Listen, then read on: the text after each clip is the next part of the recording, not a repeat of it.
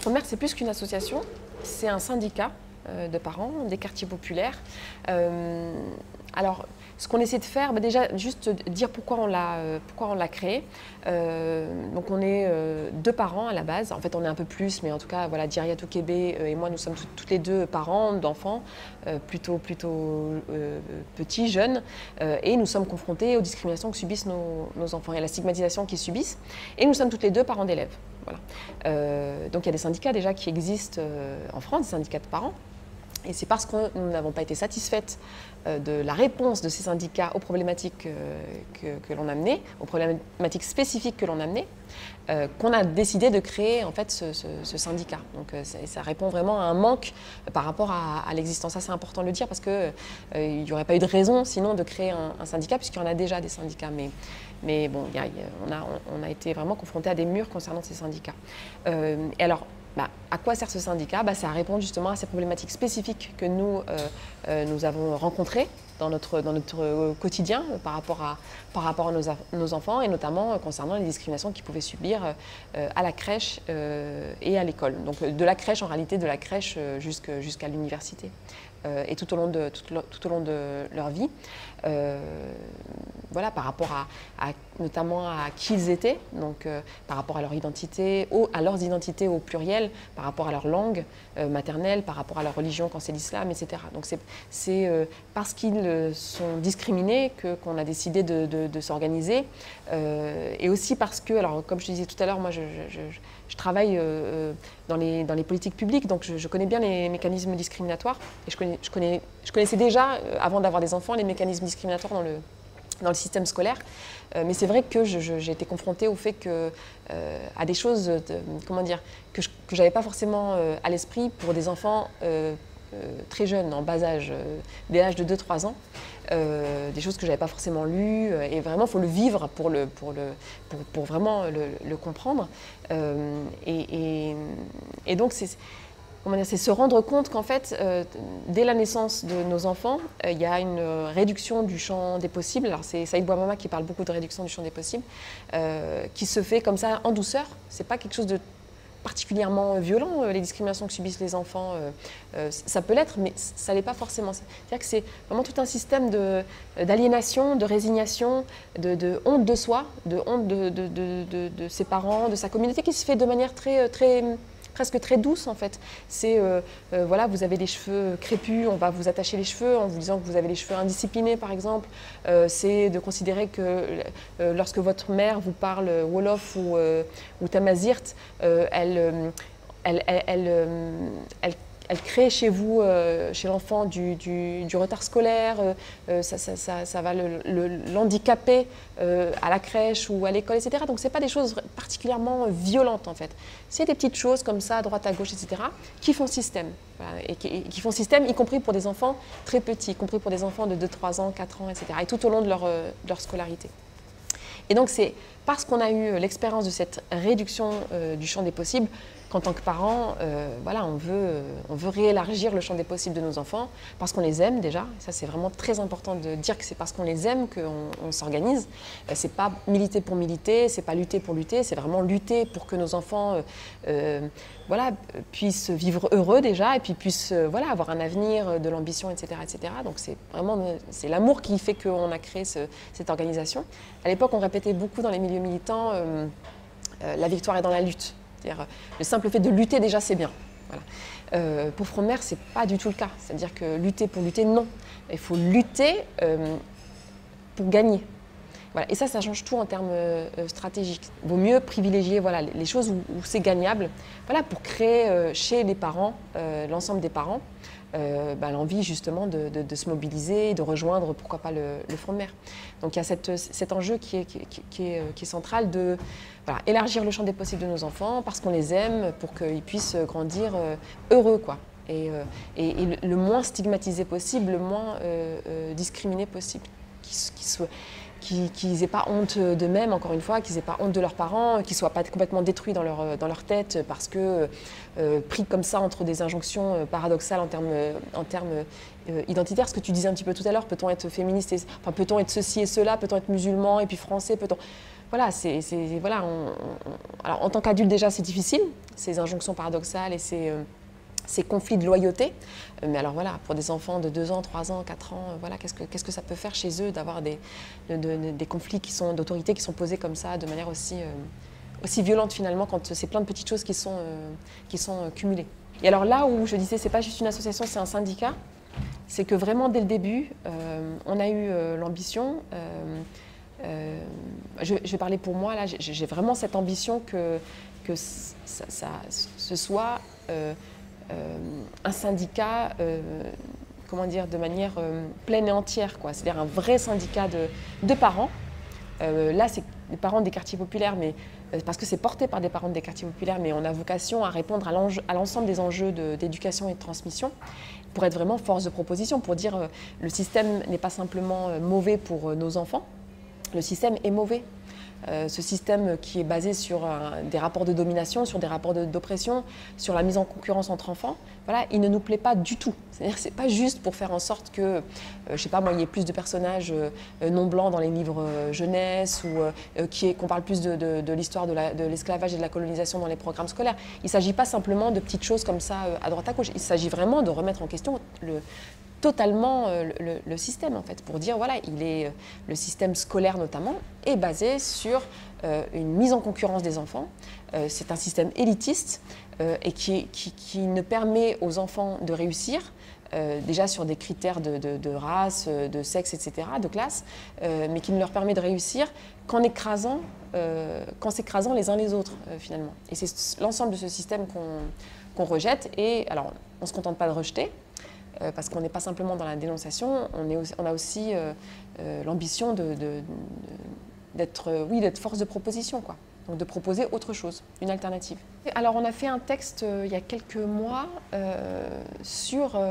en interpellant un peu les pouvoirs publics, bon, le ministre de l'Éducation en particulier, qui avait fait en fin d'année 2017 une sortie sur le fait que ce n'était pas normal qu'une femme porte le voile en sortie scolaire. Donc le ministre, en l'occurrence Jean-Michel Blanquer. Donc on avait fait un texte qui interpellait un peu le ministre en lui disant, mais est-ce que les femmes qui portent un foulard ont droit, est-ce que les enfants des femmes qui portent un foulard ont le droit d'aimer leur mère, voilà.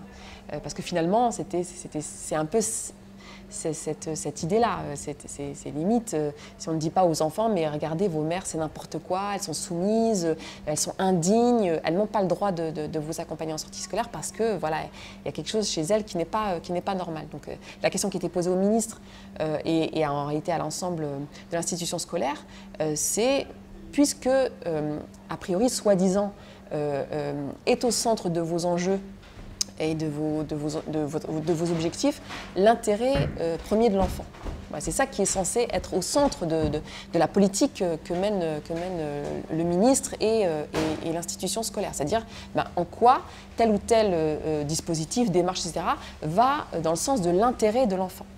Et là, tout à coup, pour ce qui concerne ces femmes qui portent un foulard, il n'est plus question de l'intérêt de l'enfant. C'est-à-dire qu'on ne s'intéresse pas à l'impact que peuvent avoir ce genre de loi, de dispositifs sur les enfants concernés. Mais comme si, finalement, ces enfants n'étaient pas des enfants. Et ça, c'est quelque chose d'assez symptomatique chez les enfants issus d'immigration postcoloniale, qu'on va considérer très souvent comme des adultes, en fait. En tout cas, comme des adultes en puissance, des adultes dangereux en puissance, et notamment les garçons. C'est-à-dire considérer qu'un petit garçon de 8 ans, 10 ans, qui va dire par exemple Allahu Akbar dans la cour de récré, ou tout à coup c'est potentiellement un terroriste. Voilà, ça ne peut pas être un enfant, voilà, qui a entendu ça, qui le dit, voilà, et c'est complètement anodin. Voilà, tout à coup ça prend une ampleur telle que le ministre Jean-Michel Blanquer en a parlé lors d'une interview qu'il a accordée au journal L'Express. Voilà, il a donné cet exemple-là, on lui parlait des menaces, des dangers, des problèmes de laïcité à l'école. Il a donné cet exemple d'un enfant donc, de 6e, donc 10-11 ans, 10-11 ans, qui dit Allahu Akbar lors d'une sortie, lors d'une visite. Voilà, donc finalement, ce sont des enfants à qui on ne va pas accorder d'être des enfants. Voilà, ce sont des enfants vraiment qui vont être perçus comme des dangers et comme des menaces potentielles. Quand vous interrogez les parents noirs et arabes en France, ils ont toujours une anecdote, une histoire à raconter par rapport au fait qu'ils ont eu honte de leurs parents à un moment donné. Honte de leurs parents, de leur religion, de leur langue maternelle. Ça, c'est évident. Enfin, je ne vois pas comment on peut se sortir du système éducatif, du système français, quand on est issu d'immigration postcoloniale, en n'ayant jamais eu honte de ses parents, jamais eu honte de son quartier, de sa cité, de sa communauté. Ça, c'est juste pas possible. Tout est fait pour qu'on ait honte. Les livres jeunesse, il n'y a pas de personnages qui nous ressemblent, ou alors quand ils nous ressemblent, ils sont très négatifs, très laids, très méchants. Ce que nous sommes physiquement, esthétiquement, est souvent quand même très dévalorisé. L'islam, voilà, n'en parlons pas dans la stigmatisation à l'école. Donc évidemment qu'on ressent de la honte quand on est enfant. Moi j'ai une petite histoire personnelle, parce que du coup moi aussi j'ai des anecdotes là-dessus. Il y en a une dont j'ai déjà parlé et que je raconte souvent. C'est le fait que j'avais honte de ma mère quand elle m'accompagnait à l'école. Alors j'étais toute petite, hein.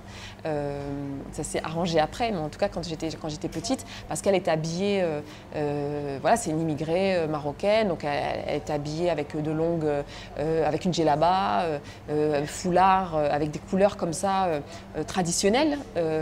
Donc c'était pas sombre, c'était plein de couleurs criardes, comme je l'ai écrit à l'époque. Et elle me tapait l'affiche en fait, concrètement, c'est-à-dire que je m'avançais avec elle. Elle ne ressemblait pas aux mamans que je voyais dans les livres jeunesse, dans l'imaginaire de l'école française, quoi. La maman blonde, voilà, qui n'a que 2 enfants. Voilà, ma mère, enfin moi on était 8 à la maison, 8 enfants. Et elle ne correspondait pas, quoi. Et alors ce que je raconte, c'est que